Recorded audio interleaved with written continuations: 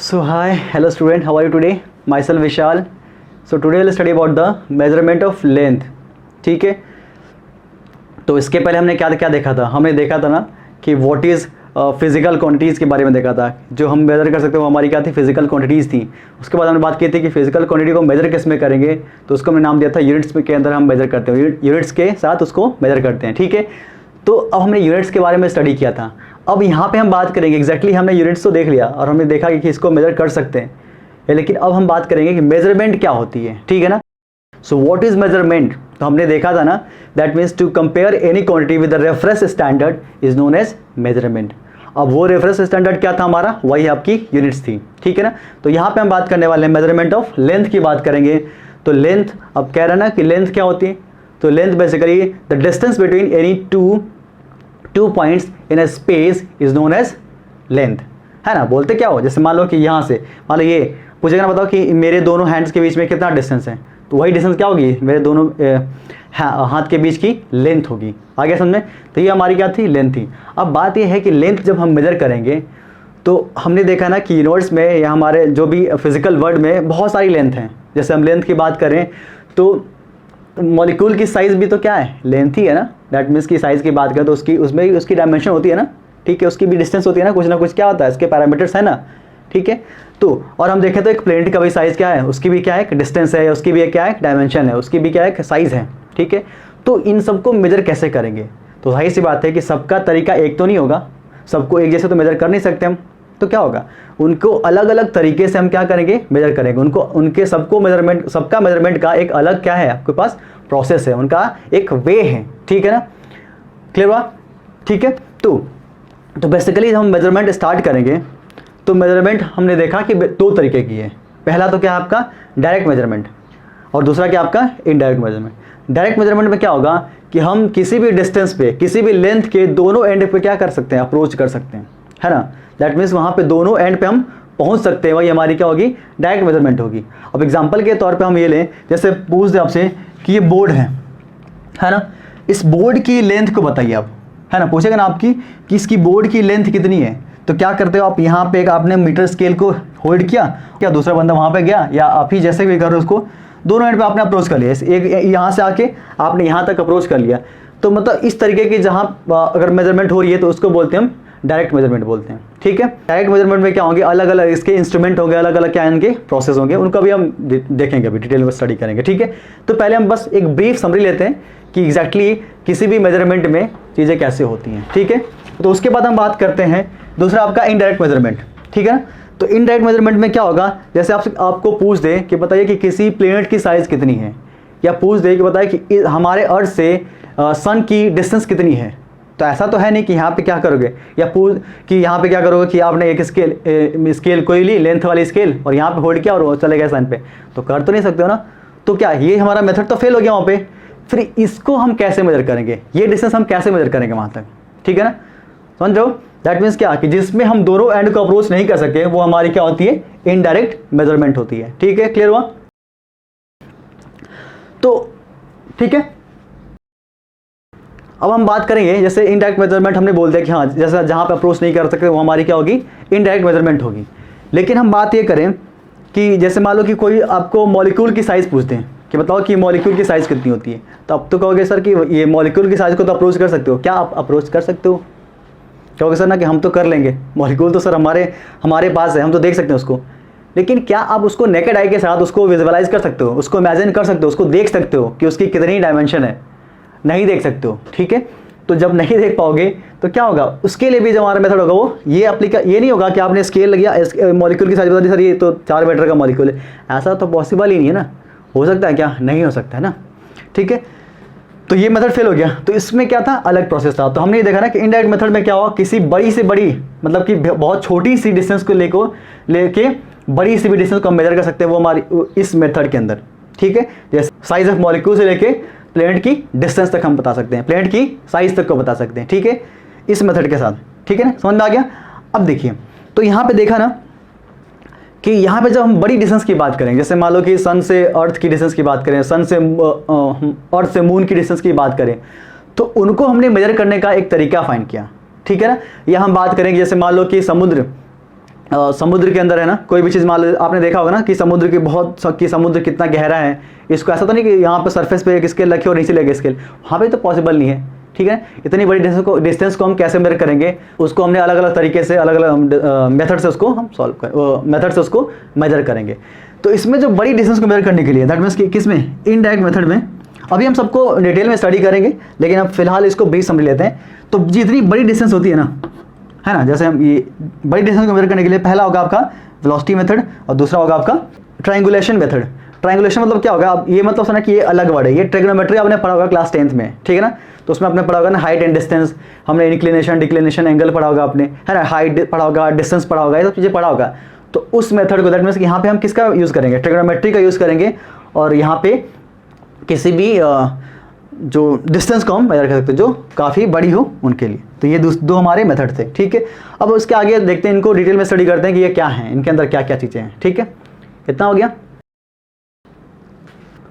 तो हम तो हमने देखा ना डायरेक्ट मेजरमेंट क्या थी, दैट मीन्स कि जो हम सिंपल जो भी मेजरमेंट करते हैं, जो अपनी जनरल लाइफ में जब देखते हैं, जो नॉर्मली हम लोग करते हैं, सभी लोग करते हो, है ना, वो सब क्या होती है आपकी डायरेक्ट मेजरमेंट होती है ना। नॉर्मल जैसे हम लोग जो है ना, अभी क्या हम एस्ट्रोनॉट तो है नहीं ना, हम साइंटिस्ट हैं अभी, तो नॉर्मली लोग क्या करते हैं, जैसे आपने क्या करते हो, आपसे बोल देगा कि बताओ कि 4 सेंटीमीटर का स्क्वायर बनाओ, आपसे बोल देगा 4 सेंटीमीटर डायमीटर का सर्कल बनाओ। तो ये सब क्या होती है आपकी, ये मेजरमेंट किस तरीके की डायरेक्ट मेजरमेंट है।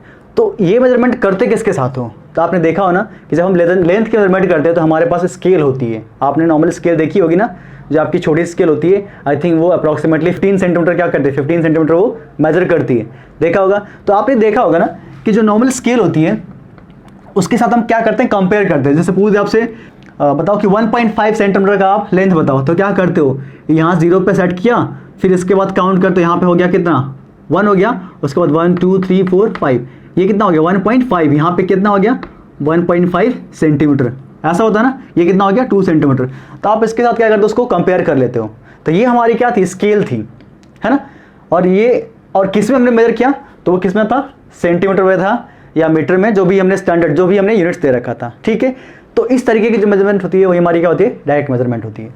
अब बात ये थी कि जो हम मेजर करते हैं तो उसमें हमने इसके कई सारे इंस्ट्रूमेंट होते हैं, दैट मीन्स कि डायरेक्ट मेजरमेंट में कई सारे क्या होते हैं आपके स्केल होती हैं। तो पहला उसमें आपका मीटर स्केल,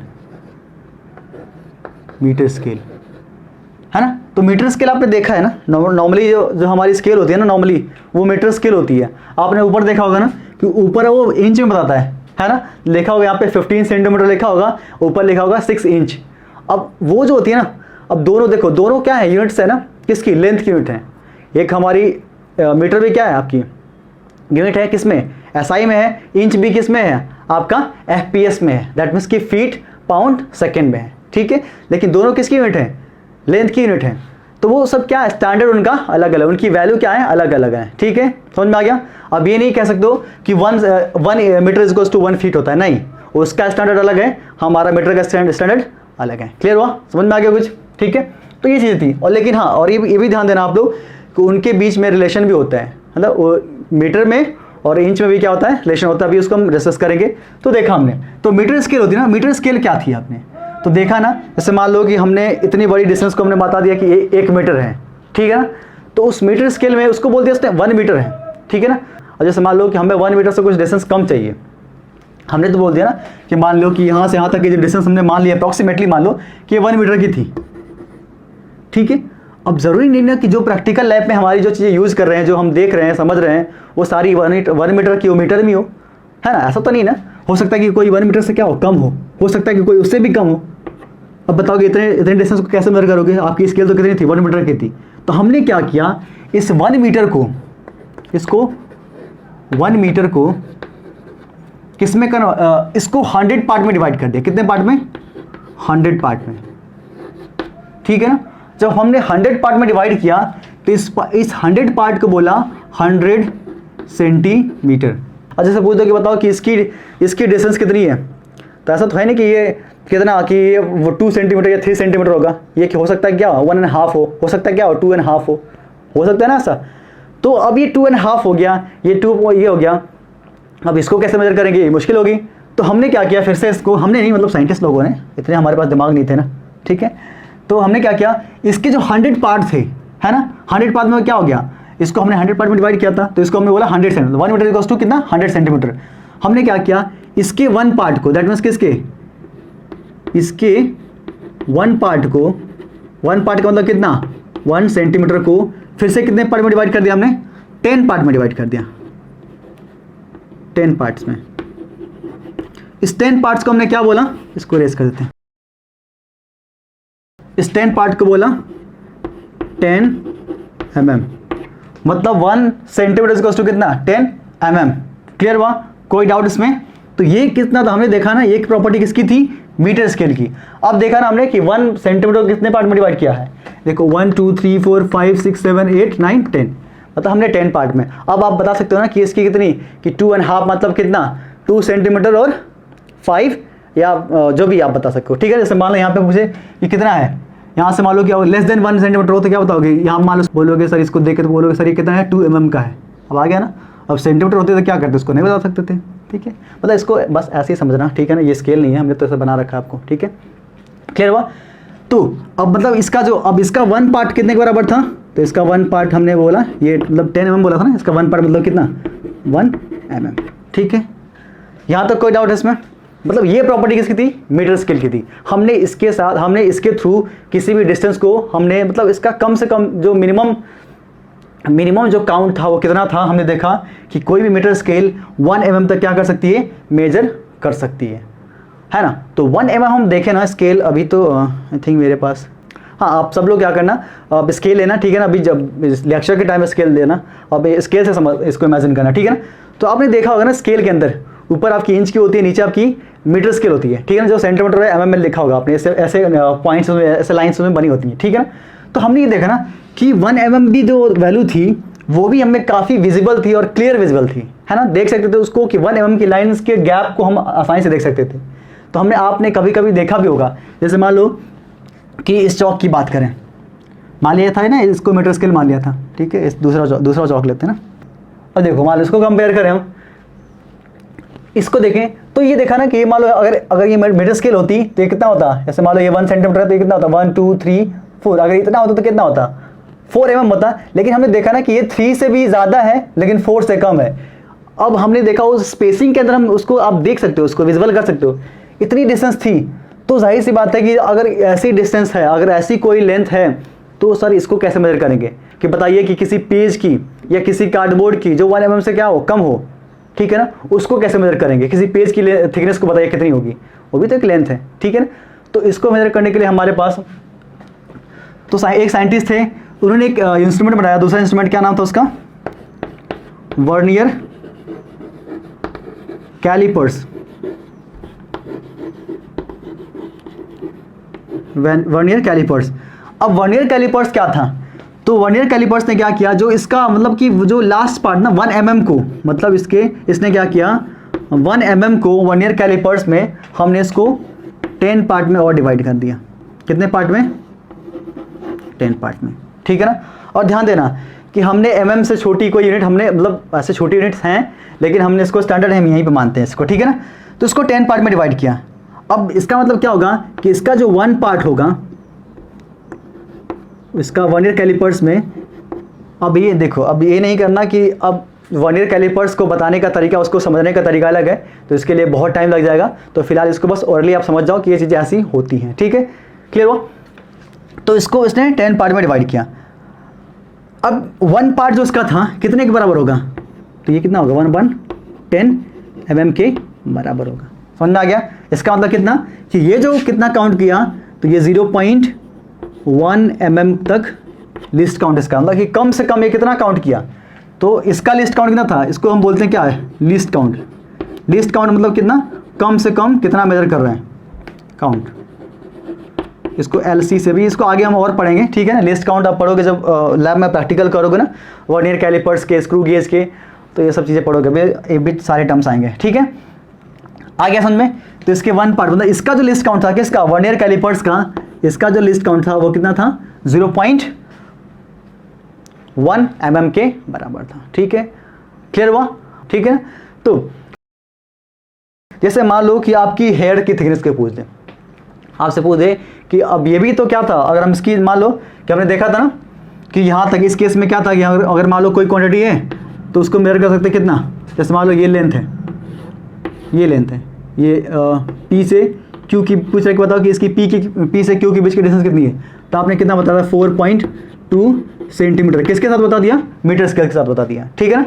अब हमने देखा ना कि ना 4.2 था ना 4, तो हम क्या लाए, हमने फिर से क्या ला दिया, एक हमने वर्नियर कैलिपर्स लाया, तो वर्नियर कैलिपर्स लाया तो इसने क्या रीडिंग दी 4.24, इसने क्या दिया 4.24, मतलब ये क्या दे रहा है, इसकी ये ज़्यादा एक्यूरेट दे रहा है ना, ज़्यादा प्रिसाइज यूनिट दे रही है ना, ज़्यादा प्रिसाइज आपकी वैल्यू को बता रहा है कि 2.2 नहीं है, सिर्फ 2.24 के बराबर है। हमने देखा कि कुछ उसमें आगे था, तो ये कितना होगा, ये आपका सेंटीमीटर, हमने इसको लिख दिया, आगे समझे, ठीक है। अब इसने बोला कि नहीं इतना नहीं है, जैसे मान लो कि हेयर की थिकनेस को पूछ दें, तो हमने देखा ना कि ये इससे भी कम था, दैट मीन्स कि 0.1 mm से भी कम, मान लो कि हेयर की थिकनेस क्या है, कम है, उसको हम कैसे मेजर करेंगे, तो उसको हमने मेजर करने के लिए एक हमारे और इसको और की डायरेक्ट मेजरमेंट में एक और टर्म दिया, दैट मीन्स कि इसके वन पार्ट को, मतलब कितना, इसके वर्नियर कैलिपर्स के वन पार्ट को, वन पार्ट किसके बराबर था, तो 0.1 mm के बराबर था, कितने पार्ट में डिवाइड कर दिया इसने, फिर से 10 पार्ट में डिवाइड किया, 10 पार्ट में, ध्यान देना कितने 0.1 mm को, 1 mm को नहीं, कितना 0.1, तो मतलब इसका कितना क्या मतलब हो गया कि ये इसकी जो वैल्यू थी वो कितनी है 0.1/10 क्या mm, तो ये कितना बताएगा 0.01 mm डिस्टेंस मेजर करेगा, 0.01 कौन करेगा, तो इसका नाम था ये वर्नियर कैलिपर्स, इसको हमने नाम दिया स्क्रू गेज, स्क्रू गेज, ठीक है ना। स्क्रू गेज मतलब क्या होगा, इसमें आप जब लैब में जाओगे तो स्क्रू गेज आप देखोगे यहाँ पे, तो यहाँ पे एक हेलिकल स्क्रू होगा आपका ऐसे, ठीक है, ये हेलिकल स्क्रू पे काम करता है, दैट मींस कि जब इसको रोटेट करोगे आप तो ये क्या होगा, आगे बढ़ेगा। तो इसमें आपकी इसको भी बहुत डिटेल में पढ़ना पड़ेगा, इसमें सर्कुलर स्केल होती है, लीनियर स्केल होती है, तो कई सारे टर्म्स होते हैं। मतलब इसका मेन मकसद क्या था कि इस स्क्रू गेज का कि इसने 1 mm को कितने पार्ट में डिवाइड कर दिया, फिर से ध्यान देना 100 पार्ट में डिवाइड कर दिया, किसको 1 mm को 100 पार्ट में डिवाइड किया, तो दैट मीन्स कि 1 पार्ट ऑफ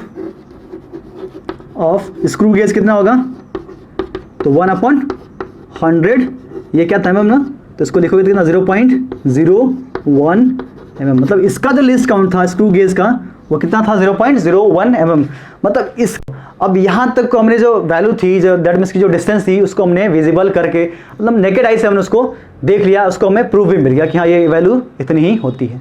अब इससे जब डिस्टेंस कम हो जाएगी तो बहुत काफ़ी कम हो जाएगी ना, दैट मीन्स 0.01 है, अब मतलब 1 mm का 100 पार्ट, मतलब इतने छोटे से पार्ट का, अभी तो बहुत बड़ा दिख रहा है ना यहाँ पे स्केल में, आपने देखा 1 पार्ट का, उसके 1 पार्ट को 100 पार्ट में डिवाइड कर दोगे तो क्या आपको उसको काउंट कर सकते हो, आप नॉर्मल आई से मतलब कि नेकेड आई से उसको काउंट कर सकते हो, नहीं कर सकते।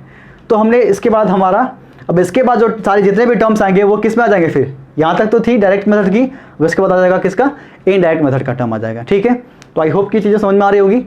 और ये वर्नियर कैलिपर्स, स्क्रू गेज, ये इंस्ट्रूमेंट होते हैं, ठीक है, टू मेजरिंग द डिस्टेंस या लेंथ को मेजर करने के लिए, और इसके अलग अलग बहुत सारे प्रिंसिपल हैं, तो ये बहुत बड़ा लेक्चर हो जाएगा, सो फिलहाल इसके लिए इतना ही अभी, ठीक है। अब हम बात करेंगे इनडायरेक्ट मेथड की बात करते हैं, ठीक है, सो इसको नोट कर लीजिए। तो इनडायरेक्ट मेथड क्या थी, तो जिसमें हम क्या करें, दोनों एंड पे अप्रोच ना कर सकते, वही हमारी क्या थी, इनडायरेक्ट मेथड थी। जैसे हम बात करें स्टार्स की डिस्टेंस को मेजर करना है ना, ये सब क्या थी आपकी इनडायरेक्ट, या किसी मॉलिक्यूल की साइज को मेजर करना, ये सब ये किस में आएगा, इनडायरेक्ट मेथड के अंदर आएगा, ठीक है ना। हम सबसे पहले देखेंगे कि जो इनडायरेक्ट मेथड का क्या क्या वे हैं इनमें डिस्टेंस या किसी भी लेंथ को मेजर करने के, ठीक है ना। तो पहले हम बात करेंगे, हमने देखा था ना कि लार्ज के लिए क्या थी आपका वेलोसिटी मेथड था, और दूसरा क्या था आपका ट्रायंगुलेशन मेथड था।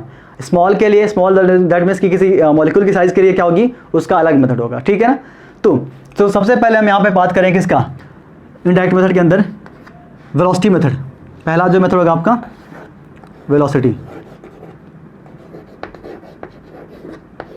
मेथड, ठीक है। अब वेलोसिटी मेथड का क्या मतलब होगा, ठीक है ना।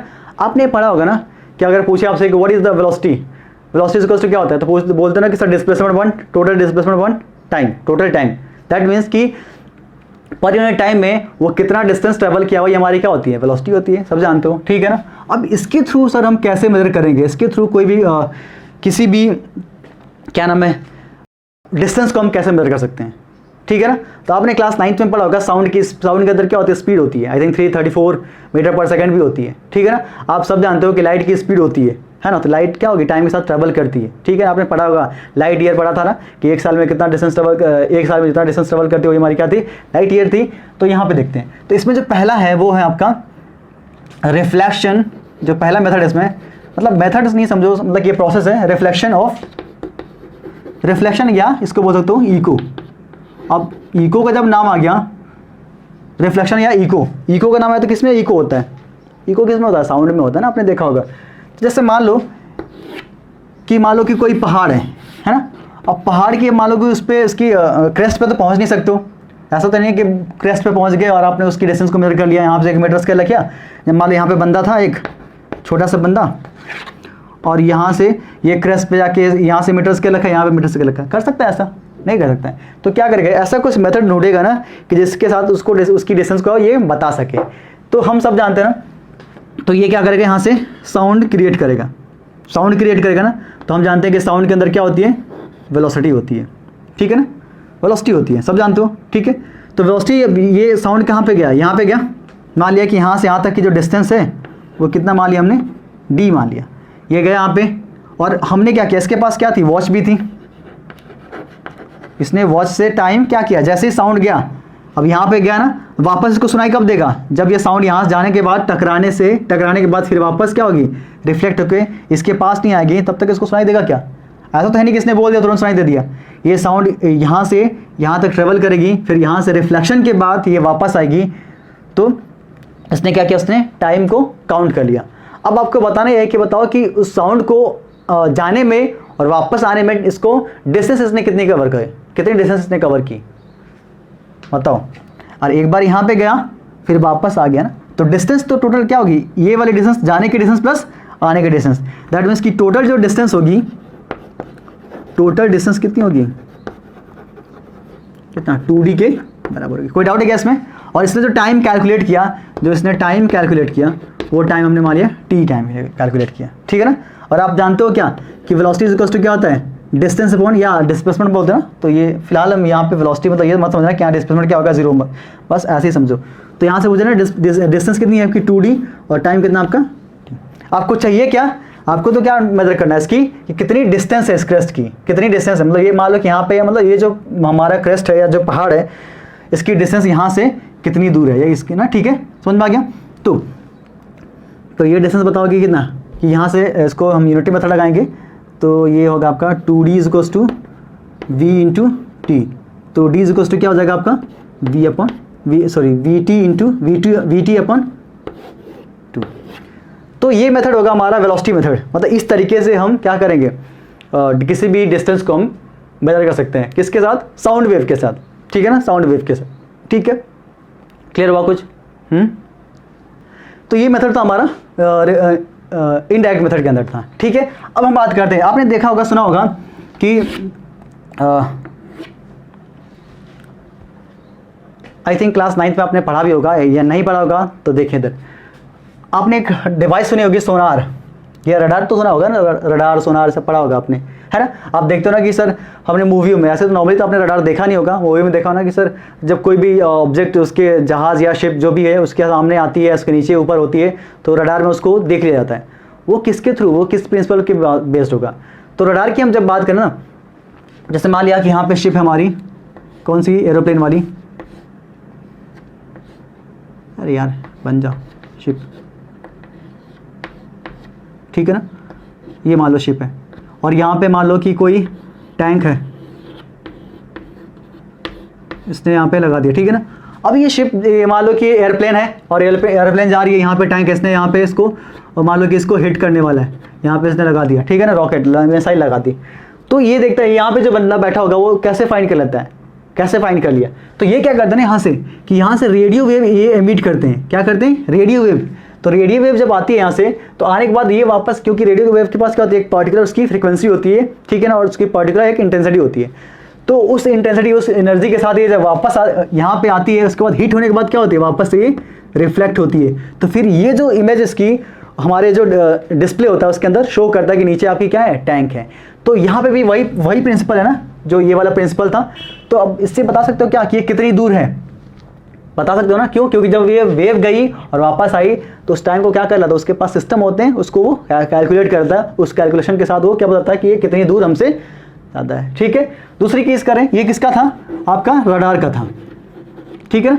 आपने एक और सुना होगा, सोनार सुना होगा। सोनार सुना है? सोनार जैसे बात करें हम ये, तो आपने देखा होगा कि शिप होती है ना, कौन सी, सबमरीन होती है या कोई शिप होती है जो पानी में चलने वाली शिप, ठीक है, भेड़ वाली शिप नहीं। ठीक है, तो मान लिया कि ये नीचे सरफेस है, ठीक है, और ये मान लीजिए ये पानी का सरफेस है, नीचे क्या है आपकी सबमरीन है, या मान लो कोई बड़ा सा एक पत्थर है ना, जैसे आपने देखा ना टाइटैनिक, ठीक है ना, तो देखा था आपने टाइटैनिक, नहीं देखा था, ये मान लो सबमरीन है, ठीक है ना, ये मान लो बड़ी सी मछली है, कुछ भी मान लो, बड़ी सी व्हेल मछली है, ठीक है, और यहाँ पे हमारी एक छोटी सी नाव है, मतलब छोटी सी नाव, हाँ मान लो, ठीक है ना, यहाँ पे जो बंदे हैं, ठीक है। अब देखो, अब ये शिप है, या मान लो कि यहाँ पे है, या इसने देखा कि यहाँ पे नहीं देखा, और ये नीचे क्या है, ये जो पहाड़ है ये काफ़ी बड़ा है, ठीक है ना, जो पत्थर काफ़ी बड़ा है, और ये शिप इधर जा रही है, तो ये क्या होगा, इसके साथ टकरा जाएगी ना। तो इनको कैसे पता चलता है कि पानी के अंदर कुछ है, या पानी ये मान लो कि जो सबमरीन के अंदर हो, तो इनको कैसे पता चलती है कोई भी चीज़ें कि हमारे सामने कौन है, या हमारे सामने से क्या चीज़ आ रही है, इनको कैसे पता चलता होगा। ठीक है, तो इनके पास एक डिवाइस होती है, इनके पास भी होती है, मान लो कि जो शिप है उनके पास भी होती है, तो इस डिवाइस को बोलते हैं हम सोनार। ठीक है, तो सोनार के अंदर होता क्या चीज़ है, तो एक होता है आपका ट्रांसमीटर होता है, और एक होता है आपका रिसीवर। तो इसके नाम से आपको समझ में आ रहा होगा ना कि ट्रांसमीटर मतलब क्या करेगा, वो ट्रांसमिट करेगा, और रिसीवर क्या करेगा, उसको रिसीव करेगा। तो इसने क्या करते हैं, यहां से क्या करते हैं, अल्ट्रासाउंड वेव क्या करते हैं, क्रिएट करते हैं। ये अल्ट्रासाउंड वेव क्रिएट करेंगे, तो यहां से वेव आई, ठीक है, और आने के बाद क्या होगी, वेव के एक पर्टिकुलर एनर्जी, आपने देखा हो ना, अल्ट्रासाउंड वेव है मोर देन कितना, मान लो कि 20,000 फ्रीक्वेंसी, कितना हो गया, 20,000 हर्ट्ज की फ्रीक्वेंसी के साथ ये अल्ट्रासाउंड वेव को प्रोड्यूस करते हैं, और ये वेव आने के बाद क्या होती है, वापस से रिफ्लेक्ट होकर जाती है, और ये रिसीवर क्या करता है, उसको रिसीव कर लेता है। तो ट्रांसमीटर ने जितने टाइम में उसको, जिस टाइम में उसको ट्रांसमिट किया उस वेव को, और रिसीवर ने जिस टाइम उसको रिसीव किया, उस टाइम को क्या कर लेंगे, हम कैलकुलेट कर लेंगे, और इसकी अल्ट्रासाउंड वेव की आपकी वेलोसिटी को आपको पता है, अब उसको जानते हो, तो क्या आप डिस्टेंस बता सकते हो कि वो कितनी दूर है। ठीक है, और वही आपको डिस्प्ले में शो हो जाता है। तो ये हमारा एक सिस्टम है। ठीक है, तो यहाँ भी मेथड हमारा कौन सा वाला है, यही वाला है। ठीक है, तो यहाँ भी मान लिया कि डिस्टेंस कितनी कवर करेगा, एक बार आने में और एक बार जाने में, तो ये डी और ये टी, दैट मीन्स कि टोटल मान लिया कि टाइम कितना आपका टी लगा, और वेलोसिटी कितनी थी इसकी, अल्ट्रासाउंड वेव की वी थी, तो यहाँ से डिस्टेंस की वैल्यू कितनी होगी, तो ये होगा आपका वी टी अपॉन 2। कर लोगे, कोई डाउट इसमें, टेंशन है इसमें। ठीक है, अब जैसे मान लो कि मून की बात करें, है ना, मान लो कि मून की डिस्टेंस बताओ। अब ये तो मान लो कि छोटी छोटी, मतलब लगभग मान लो कि हम इसको देख सकते हैं, मतलब यहाँ तक पहुँच सकते हैं, लेकिन ये फिर भी क्या है आपका, ये मीटर स्केल या किसी भी पर्टिकुलर स्केल से मेजर इसको करना मुश्किल होगा। अब पूछते हैं आपसे कि बताओ कि मून की डिस्टेंस बताओ। क्या पूछते हैं आपसे कि बताओ कि यहाँ पे हमारी अर्थ है, और यहाँ पे हमारा छोटा सा मून, एम फॉर मून और ई फॉर अर्थ। ठीक है, अब पूछ रहे ना कि बताओ कि इसके यहाँ से इसकी डिस्टेंस कितनी होगी। तो क्या यहाँ से साउंड भेजोगे, कहोगे ना सर हम साउंड अल्ट्रासाउंड वेव भेज देंगे, हम रेडियो वेव भेज देंगे, लेकिन इनकी पास इतनी इंटेंसिटी नहीं होगी कि यहाँ से वापस ये आ सकें, है ना। ऐसा तो है नहीं कि क्या करें, आप गए वहाँ पे पहाड़ों में गया के चिल्ला दिया आपने, आपकी आवाज़ वापस सुना दी, अब इतना दूर तक तो जाएगा नहीं ना, क्या होगा, कहीं ना कहीं वो एनर्जी क्या होगी, डिसिपेट हो जाएगी, किसी अनदर फॉर्म में हो जाएगी। ठीक है, लेकिन अगर एक प्रॉपर एनर्जी के साथ जाएगी अगर, तो वो क्या होगी, वापस रिफ्लेक्ट होके आती है। तो आपने देखा ना, जितना तेज़ बोलते हो आप, उतनी वापस हमें, मतलब उसी फ्रिक्वेंसी के, मतलब लगभग उसी एनर्जी के साथ वापस हमें सुनाई भी देती है। ठीक है ना, और आपने ध्यान भी दिया होगा कि जितनी एनर्जी के साथ हमने बोला, उस एनर्जी के साथ हमें सुनाई नहीं देता। क्यों? क्योंकि कुछ एनर्जी क्या होती है, अलग फॉर्म में ट्रांसमिट वो हो जाता है, ट्रांसफर हो जाती है। ठीक है ना। ठीक है, अब पूछ रहा है कि बताओ कि इसकी डिस्टेंस हम कैसे बताएंगे, तो इसके लिए अलग मेथड है, लेकिन फिलहाल इस मतलब वेलोसिटी मेथड के साथ भी इसको हम बता सकते हैं। तो आपने पढ़ा होगा ना कि लाइट के अंदर क्या होती है, लाइट की भी स्पीड होती है। स्पीड ऑफ लाइट कितना होता है, स्पीड ऑफ लाइट जल्दी बताओ। तो इसको डिनोट करते हैं हम किसके साथ, सी से, और ये होती है 3 × 10⁸ मीटर पर सेकेंड। मतलब यूनिवर्स में जो अब तक फास्टेस्ट है, मतलब जिस पे रिसर्च या जिसको हमने इंटरनेशनली वेरीफाई कर दिया, यही सबसे क्या है, फास्टेस्ट है। ठीक है ना, मतलब इससे स्पीड अभी कुछ नहीं चल सकता है। मतलब अभी मत कहना कि सर अभी तो चीज़ें सर बहुत चीज़ें हो चुकी हैं, नहीं, फिलहाल हमने जो हमारे बुक में है यही है। ठीक है, क्लियर हुआ। तो हमने क्या किया, एक बहुत ही हाई इंटेंसिटी के साथ लाइट बीम, अब हाई इंटेंसिटी के साथ लाइट बीम जो होती है उसको बोलते हैं हम लेज़र। सुना है कभी लेज़र? अरे वो 10 रुपये वाली लेज़र नहीं, वो भी लेज़र ही होती है। वो भी क्या करते हैं, लाइट को एक कंस्टेंट फॉर्म में, मतलब एक पर्टिकुलर बीम के साथ क्या करती है, उसको लाइट को एमिट करती है। ठीक है ना। तो हमने क्या किया, यहाँ से एक लेज़र को, मान लो यहाँ पे कोई बंदा था, इसने लेज़र यहाँ पे किया। ठीक है ना। तो लाइट देखो, अभी हमें कोई चीज़ कैसे दिखाई देती है, आप कहते हो ना कि हमें कोई चीज़ कैसे दिखाई दे रही है कि वो वहाँ पे है। क्यों? जब हम क्या करते हैं, वहाँ से लाइट गई और लाइट जाने के बाद हमारे आंखों पे वापस जब आती है तभी हमें चीज़ें दिखाई देती हैं। अगर मान लो कि अगर अंधेरा है तो कोई चीज़ दिखाई नहीं देती है ना। क्यों? क्योंकि लाइट वहाँ पे कोई रिफ्लेक्शन हमें दिखता नहीं है। तो यहाँ पे भी वही वाला फॉर्मूला है ना, दैट मीन्स रिफ्लेक्शन वाला है ना, रिफ्लेक्शन वाला। ठीक है, इको किस में होता है, साउंड में होता है। तो यहाँ पे भी रिफ्लेक्शन वाला टर्म है। तो यहाँ से हमने लाइट बीम यहाँ से गई और ये स्पॉट, या मान लो कि मून पे स्पॉट, या कहीं पे जो भी स्पॉट हमें दिखाई कब देगा, जब वो लाइट हमारे वापस हमारे आइज पे आएगी। तो मतलब क्या होगा, यहाँ से हमने मान लिया डिस्टेंस इतनी, यहाँ से जाने के बाद डी को मान लिया था, फिर वापस आ गया, तो हमने उस टाइम को कैलकुलेट कर लिया। तो इस केस में भी क्या करेंगे, दैट मीन्स कि लेजर के थ्रू भी हम डिस्टेंस को बता सकते हैं। वो कितनी होगी, दैट मीन्स कि क्या, speed of light into time upon 2। मतलब मेथड तो वही है ना, रिफ्लेक्शन का मेथड। कोई डाउट इसमें? क्लियर हुआ? ठीक है इतना। तो ये मेथड थी, दैट मीन्स क्या, कि किसी भी डिस्टेंस को, जो लार्ज डिस्टेंस हैं, ठीक है, उनको मेजर करने का तरीका था। ठीक है। तो अब हम थोड़ा सा एक छोटा सा नंबरिकल देखते हैं इसके ऊपर। ठीक है, इतना इसको आप देख लो। तो जैसे मान लो कि हमारे पास हमारी शिप है। ठीक है, यहाँ पे मान लेते हैं हमारी शिप है एक। ठीक है, और नीचे मान लो कि कोई बड़ा सा पत्थर है। ठीक है ना। ठीक है, या मान लो बड़ा ये खजाना है। ठीक है, क्या है, खजाना, खजाना है। ठीक है ना, खजाना समझते हो ना, वो खजाना यार पहले वाला। ठीक है ना। मान लो यहाँ पे कुछ, मान लो यहाँ पे चीज़ें हैं। ठीक है, तो यहाँ से मान लो कि यहाँ पे हम लोग थे। ठीक है, मतलब हम लोग थे। ठीक, तो हमने क्या किया, यहाँ से ये हमने अल्ट्रासाउंड वेव को क्रिएट किया सोनार के थ्रू। ठीक है ना। ये वहाँ पे गया और बताया हमने कि ये यहाँ पे ये चीज़ें, मतलब जो हमारी चीज़, मान लो कि कोई शिप ही खो गई हो, या मतलब कुछ भी हो, और ये किस में है, ये पानी के अंदर है। ठीक है ना। तो हम क्या करें, यहाँ से मान लिया कि जो साउंड वेव थी, मान लो कि सिंपली अभी साउंड वेव की बात करते हैं। तो साउंड वेव मान लो यहाँ से कितनी होती है, वेलोसिटी ऑफ साउंड कितनी होती है, तो हमने मान लिया कि 340 अप्रॉक्सीमेटली मान लो कि, और पानी के अंदर होती है अप्रॉक्सीमेटली, देखो 1500 मान लेते हैं, कितनी होती है 1500 मीटर पर सेकेंड। ठीक है ना। और हमने देखा तो टाइम लगा, इसको टाइम कितना लगा, मतलब वापस इसको, मतलब कि इसको जो यहाँ जो उसने ट्रांसमीटर में क्या किया, इसको ट्रांसमिट किया, और रिसीवर कितने टाइम बाद सुन रहा है उसको, वो 2 सेकंड में सुन रहा है। ठीक है ना। तो बताओ, पूछेगा ना कि बताओ कितना डिस्टेंस है, मतलब कितनी दूर है वो, तो डिस्टेंस कैसे बताओगे, मतलब एक बार ये टाइम को, मतलब कि साउंड को मतलब कि आने में और ये वापस जाने में कितनी डिस्टेंस कवर किया, तो इसने 2D डिस्टेंस कवर किया। ठीक है ना। डिस्टेंस कितनी है, 2D डिस्टेंस है। ठीक है। वेलोसिटी आप जानते हो कितना होता है, डिस्टेंस अपॉन टाइम। तो डिस्टेंस कितना है आपका, 2D अपॉन टाइम। तो यहाँ से D इज इक्वल टू क्या निकालोगे, तो D इज इक्वल टू होगा, इसको नहीं, मतलब ये समझो बस ऐसे, डिस्टेंस अपॉन टाइम। ठीक है। तो डिस्टेंस कितनी है, 2D और टाइम। तो यहाँ से ये क्या होगा, V इंटू T अपॉन 2। तो V की वैल्यू कितनी है आपकी, 1500। ठीक है, और इंटू टाइम कितना आपका 2, नीचे कितना होगा, तो ये जो हमें डिस्टेंस मिली कितनी मिली, 1500 मीटर के बराबर मिली।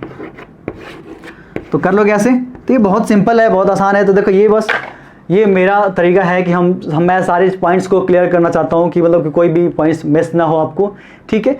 और इसके बाद जो इंपॉर्टेंट जो आपके एनसीईआरटी के बुक में दिखेगा, आप कुछ लोग कहोगे सर ये चीज़ें कहाँ से आपके, मतलब कि इसका क्या मतलब है। लेकिन ये देखो, ऐसा ज़रूरी नहीं कि सिर्फ हम क्या करें जो हमें दिखे, या जो चीज़ें सिलेबस के अंदर हो, सिर्फ सिलेबस पढ़ोगे तो सिर्फ सिलेबस के लिए मत पढ़ो आप। ठीक है ना, नॉलेज के लिए पढ़ो। ठीक है। सो ये बेटर होगा कि आप नॉलेज को गेन करो, नॉलेज को ग्रैब करोगे, नॉलेज को ग्रैब करोगे ना, तो ये चीज़ें आपको जब जनरल लाइफ में चीज़ें दिखेंगी ना, तो बहुत ज़्यादा खुशी मिलती है आपको। ठीक है। सिर्फ पढ़ाई का मतलब ये नहीं कि हमें सिर्फ सिलेबस ख़त्म करना है। ठीक है। तो अगले लेक्चर में हम ये देखेंगे दैट मीन्स कि जो हमारा पैरेलैक्स मेथड की बात करेंगे, है ना, जब किसी स्टार की डिस्टेंस को मेजर करेंगे, जब किसी प्लेनेट की डिस्टेंस को मेजर करेंगे, है ना, जैसे हम सन की डिस्टेंस को मेजर करेंगे। अब सन पे तो लेजर लाइट जला के आप उसकी डिस्टेंस को बता नहीं सकते हो ना, क्योंकि सन तो ऑलरेडी क्या वो रिफ्लेक्शन देगा ही नहीं, वो तो ऑलरेडी क्या उसकी एनर्जी क्या है ज़्यादा है। तो उसकी डिस्टेंस को हम कैसे मेजर करेंगे, किसी स्टार को डिस्टेंस को कैसे मेजर करेंगे, तो उसको हम देखेंगे पैरेलैक्स मेथड के अंदर। ठीक है, तो हमारा नेक्स्ट पॉइंट होगा आपका पैरेलैक्स मेथड। तो thank you and good luck.